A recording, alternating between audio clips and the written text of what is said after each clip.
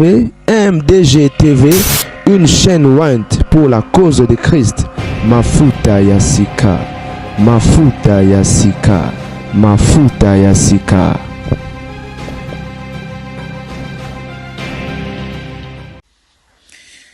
Affaire plainte. La MIFA bandeko ya frère Daniel Wams au fait ndeko. Ouais, na yokai un bien aimé frère. Aleki na émission ya ndeko moko mobali pona koloba ke bakotika ngate na yeko finga tata na bango asi akufa ne ko salir mémoire ya baboti na bango ya famille na bango et ba porter nga plainte. Azazo na Dublin na Irlande ndeko jete sali la utie et botine de la ndeko wana vidéo oyo. Alors je dirais ceci.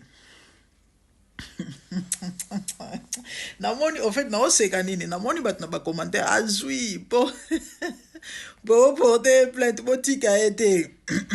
OK, premièrement avant na komana lobali tomba plainte premièrement nga fingate nga fingate bato balanda nga ba yebinga na fingate. OK, na tikalo finga tatate na relater histoire o babetela ngai. Pourquoi? Simplement pour na bandaki koteya. OK, la Bible dit à la loi et au témoignage. La loi c'est ce qui est écrit, le témoignage c'est du vécu. OK, mamboto bikaka batunchu ba bikaka ezali ba témoignage oyo ekosunga biso batu na mokili to ba komato tambola komato bika. Apôtre Paul azoloba et mambo komela bango il parlait d'Israël et comment qui pour nous servir d'exemple. Et par rapport il y a témoignage, il y a histoire, il y a vie de Daniel, histoire il y a mawape à passer. Qui ne sait pas que Daniel bakanga indo ki na bomwana? Qui ne sait pas que Daniel famille boyaye? Daniel ne voulait pas que sa famille vienne na libala na ye. À cause il y a pas sur bandeko ya iba yokisaye. Baboyaye babwaka ye, babenga endoki. Ninyo ya lokutanga na lopi. Et étant une personne spirituelle, après avoir analysé, puisque tu es la victime, il y a passé, il y a arrière, il y a grand-parents, il y a boti, parce que tu as porté ma kila na bango. Et réclame Arabiso, ne na bandai côté ya te papa. Ba pesinga récit, topé histoire, témoignage ya famille. De ce que j'ai raconté là. Na lokotité na kosité to na créé ba yebisinga ike no mama ye biso to vandi na Lubumbashi soki na Kolwezi bisiko bino bokoleli wana tala auto yebi par rapport à famille wana yango na salir grande sœur na nini ya na salir grande sœur na nini grande sœur ayo kela hile kine mawa. C'est touchant comme histoire et aba biloko to vivant en mikolonien so ezama bolelo teze sikate. On a nyangwa yebite na mokilo ezana bato bele basala ki ndumba na balabala indépendamment volonté na ye.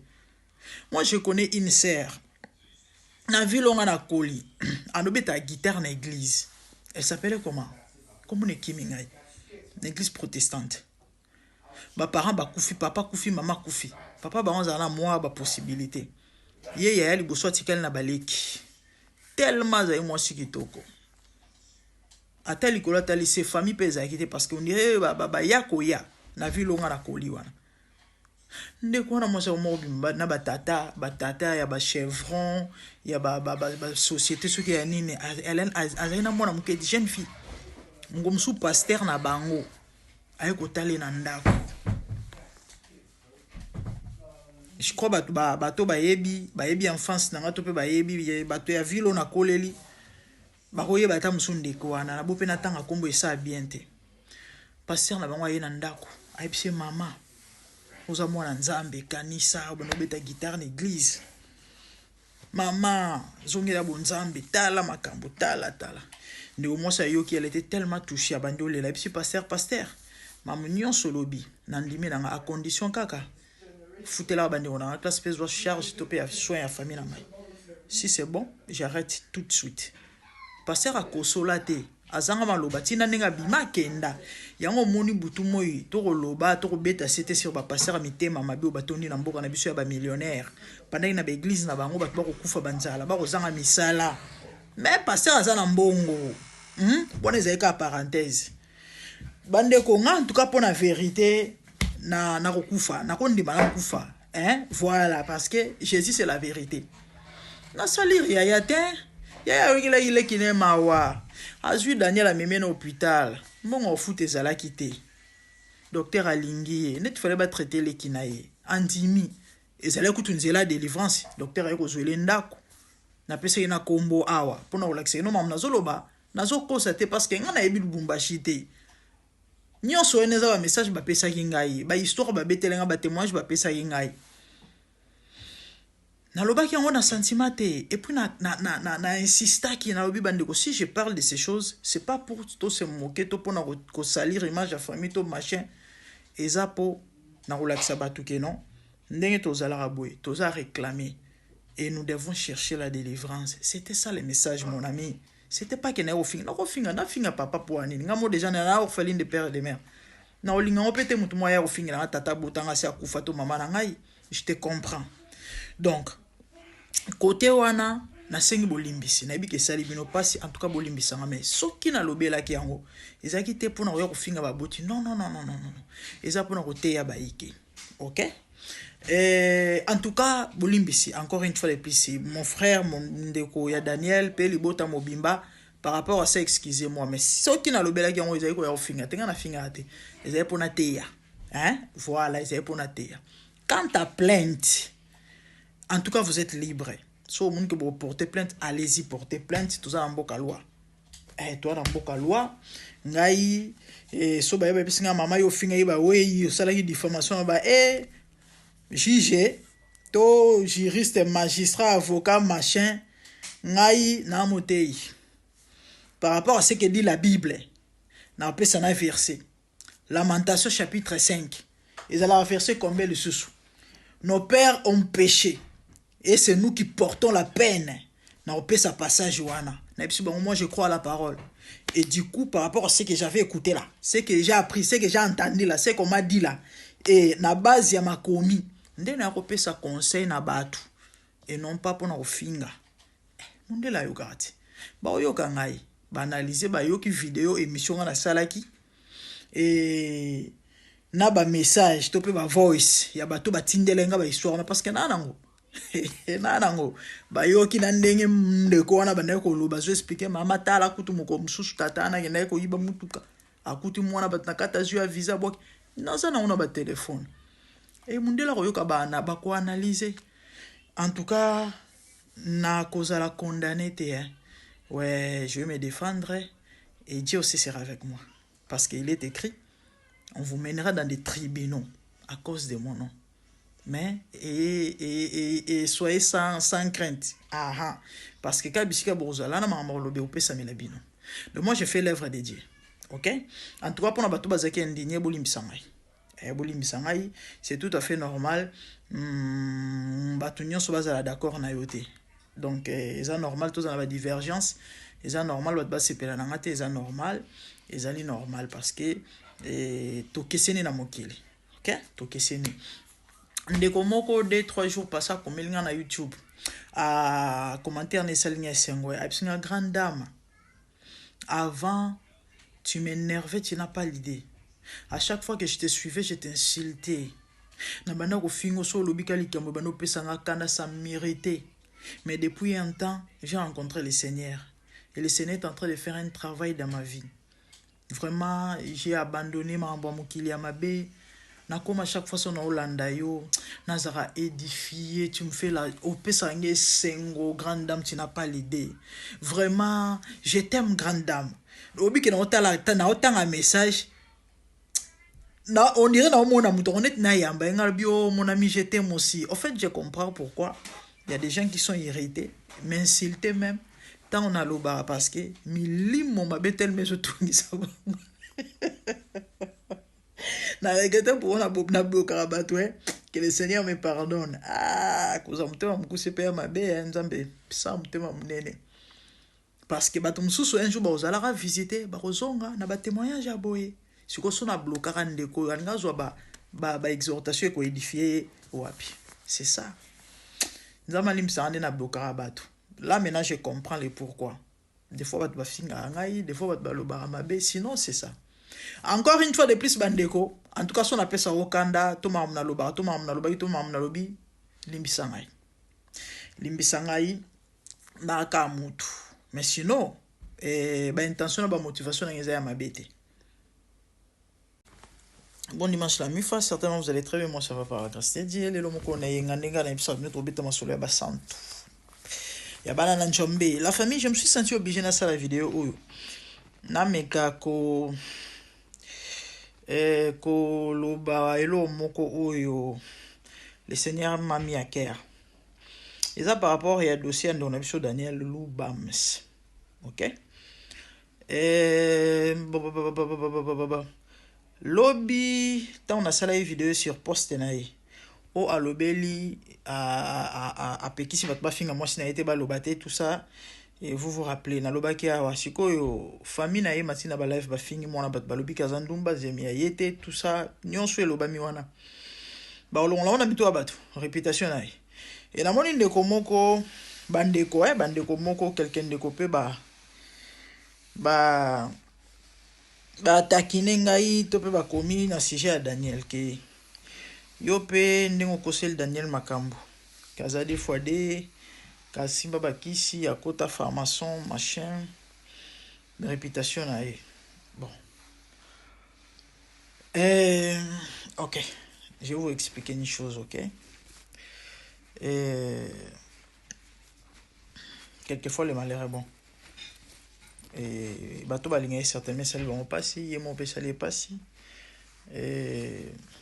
non c'est justifié mais non mais expliquer là mon n'est pas ça va comprendre na yo ba tumsu ba comprendre te est normal tana okola nazara so na sali bêtise to na sali lo mabe tamsu na zaki nga mote ba betanga ou bien ou encore bere ko elangai.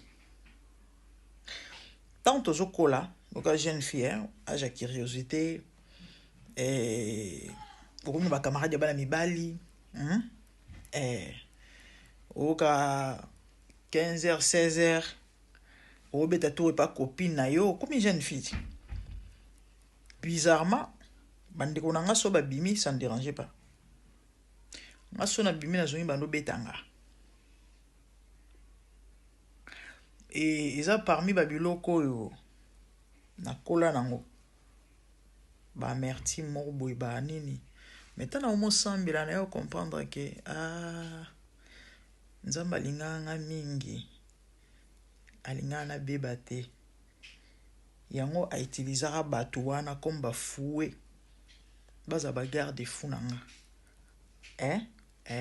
oyebi ke ya mo vandi neto bimo mo banga ba betanga pendant que msusu ba bimi na bango tam msusu ba déranger ba enquêter ba ngote na ba une fois na ka passi na motema na kenda ka place ma bête na ngene promo scolaire mais malheureusement c'est là tard na mi katela akuto avant ici là na promo scolaire kol na biso désolé na promo we ka ba promo ningi zala ba poème ba récital ba nini netu mo fête mo boy na longwa ka ernin na longwa tard na longwa ta 23h 22h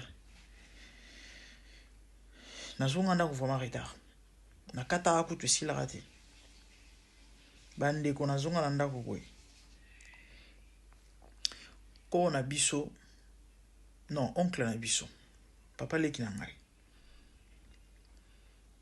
taka na ko matuna ngate mais pourtant na lakaki ke na ke promo ba bisinga pe kende abetanga isikotanga obetanga ko na biso mbali croyanga oya okotelanga ayambangu basangelanga nazwa frappe lobi na ona tongo suko bandeko na ba osekanga ba obetanga lisolo ke non oncle moni bambu wana banoko mezirango tala bambu mulai bo c'est vrai obeta surtout moi c'est pour obeta makasi ezarape mabe mais bref nous bobi na Afrique neto kolela on nous éduquait comme ça, OK?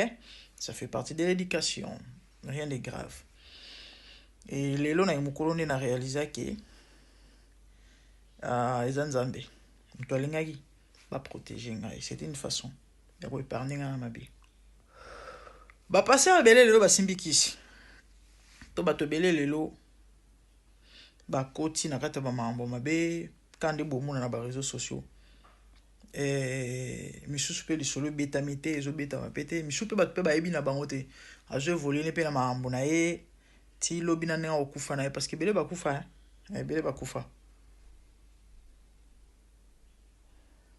bizarrement Daniel là j'assume encore mes propos ok mam nalobaki mpona Daniel babeteli nga yango te à part peut-être bamakambo elekaki na ndako na ye témoignage oyo mamwasi nalobaki sur nali nazongela yango te je crois bolanda ye nga bien oyo famille epesi elobeli ke non ezalaki boye et puis bamaster to mpe bato so bakende komela ne shisha na baboîte de nuit wana yango te moi je parle de la partie makambo ezali plus spirituel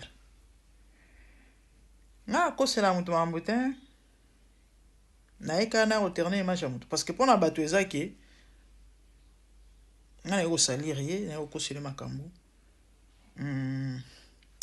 alimbisanga me na oyebise boye frère Daniel nzambe alingi yo mingi yango alingi te oevolue to mpo kende tokota bisika oyo bazomema yo wana ok comme ça naza louvert na bino bomona boyokanga mamoni na oloba bomoni ndeko wana bakoti deja na kata makambo mabe aza wana ayebi ke mamu na oloba eza ya solo eza makambo etali yo te etali ye omoni lelo soki amene bungi akufi yo ovanda ta mosunia na ndako na yo peut-être tu vas évoluer avec ta foi chrétienne et na mbola suko biki okoti lola mais yeta mso amené aux en tourment ok si Dieu a permis na ya nango boye en face et puis natanga komoni parce que d'habitude natanga ba komba batuté na yebi ba passer be bana kato occultisme natanga ba komona bango te je peux donner des indices na rolo ba boye et belé to sito découvrir bango to yebi to za suna besoin te et komara na ba code nani o aliara mwasi na to yebi déjà so aliara mwasi na ezana ni to yebi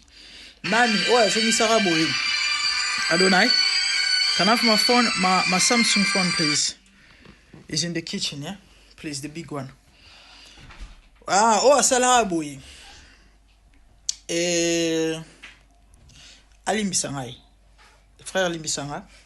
Bato pesali bango passe. Bolimbisangai. Mais ceux qui n'aillent qu'à interpeller frère de la sorte, c'est ça parce qu'ils nous ont malingué. Frère Daniel, on m'a passé na yo. On m'a passé au mona. On m'a vu au viva. Wa mutu moko oyo nzambe ana obligation ça elo bolamu. Si qu'on nzambe linga okabola gloire na mutu te. Le Seigneur ne veut pas. Lobiso okomi Daniel, lobam sokomi élevé okomi grand. Gloire wane qui pas bato mususu. Gloire wane qui n'est pas gégé. Nzambe lingi yango te yango. Tu dois te ressaisir ozonga na makolo ya nzambe. Ngana zu mukumba ya ko intercéder pour na yo. Enfin que nzambe a tracé le voie à sortie. Parce que belé et le ça là bango passe ça. Aibita obimande ene. Mais naebi que tu es encore au début. Ma prière est que Dieu te fasse grâce, à fond le voie à sortie. Parce que nous avons la mambo bela osana yo. Effectivement, nous avons les bons zambé. Parce que hasard est à la raté. Mais sauf que Dieu ne te veut pas là où tu es. OK? Ben nous bolim bisangai par rapport au na lobaki. Mais ce que j'ai dit là, na kosi elorote. Il est là. Awa ko voir on a mis na binote awa pe ko confirmer bino ngote awa yebisa bino ngote parce que ça ba mambo oyo baloba te bandima rangote à part peut-être ceux qui yonae bozana kata mambo na boyebani mais il sait que ce que j'ai dit est vrai. OK, nana besoin na bandela mambo ngana lobaki te nazo ko assumer. OK, nana intérêt ya ko sela mutu mambo te et surtout pour na ko nuire réputation ya mutu eza tellement dangereux eza tellement mabe mais nabi ke nzambe Azanzambe. Mon bateau balinga yeba continue toujours kolinga. Preuve, bon monde va soutenir, n'est-ce pas? C'est pas ce que j'ai dit là. Ndemutero yinisa bateau Daniel, non, pas du tout. Bateau oyo bayora na bango banzembo na été bandakala parce que bazala na bango convaincu na banzembo na été to pe na molimo na été bango nde peut-être bako éviter mais bateau balinga ba continuer kolinga ye. Bilombo monde va continuer à soutenir. Au fait, c'était ça le message que j'allais passer. Na kosele ma moté nana intérêt pas kosele ma amboté ce que j'ai dit les interpellations en fait ils étaient là mo na ekolo ba pona ko humilier to pona ko baby c'est la carrière na non loin de là ezali interpellation. Nzamba lingie bisika oyo bamemi wana te. Il faut se ressaisir à zonga la makolo nzambe. Preuve, s'il persiste, 2026 et si la télé, le Seigneur va continuer à l'exposer. Mais soit se ressaisir, nzamba osale grâce. Bon monango. Je vis le Seigneur assis sur un trône très élevé, et les pans de sa robe remplissent les temples. Les séraphins s'étaient au-dessus de lui et criaient l'un à l'autre, disaient Saint, Saint, Saint est l'Éternel des armées. Toute la terre est pleine de sa gloire. Dans les cieux des cieux, là où vivent les rois, il y a des créatures qui l'adorent et les louent. Dans les lieux célestes, là où règne mon roi, il y a des anges qui chantent jour et nuit en sa gloire. Les 24 vieillards et les 4 êtres vivants, ensemble avec les anges, chantent ensemble en air. Ils ont réussi l'homme d'adorer les rois, car il est l'unique, le seul vrai Dieu. Seigneur, reçois favorablement les paroles de ma bouche, car les portes furent ébranlées dans leur fondement par la voix qui retentissait, et la maison s'était remplie de fumée. Glorifie-toi. Dans les cieux, sur la terre, même sous la terre, tout est l'âme confesse que Jésus est Seigneur, car il est élevé au-dessus de toutes choses, et son nom est au-dessus de tout nom, Jésus. Je m'avance devant toi, oh mon Dieu, mon roi, unissant ma voix avec ceux des anges, en jetant un courant et des coups pleins de parfums odoriférants, nous rendons gloire.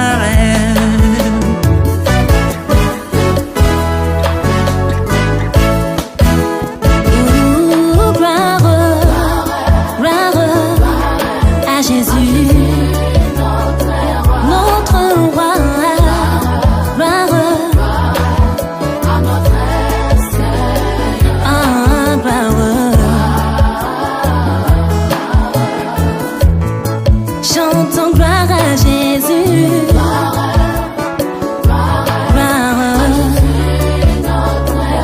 Notre Seigneur.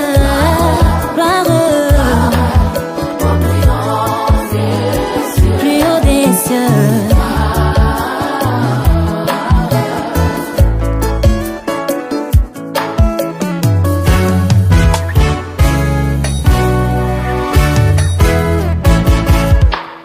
Il est beau d'annoncer les matins ta bonté. Voici mon sacrifice, la louange de ma bouche, les fruits de mes lèvres qui confessent ton nom en poussant des cris, car tes œuvres sont grandes. Bienvenue jour dans ta face, que mille ailleurs, car tu es mon soleil, mon bouclier, ma tour forte. Tu me donnes la force du bif, tu m'arroses d'une huile fraîche. On est se plaît à contempler mes ennemis grâce à toi.